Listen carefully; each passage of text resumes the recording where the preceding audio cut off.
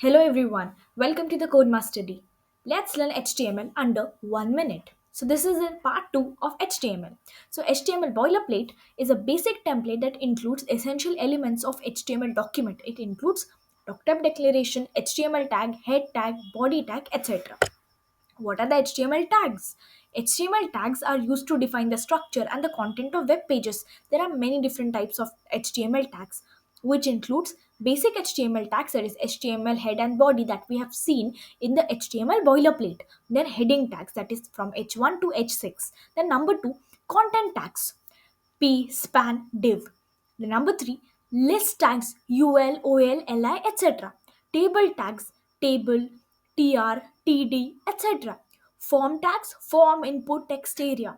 Semantic tags, header, footer, nav, section, etc. So this was information about HTML under one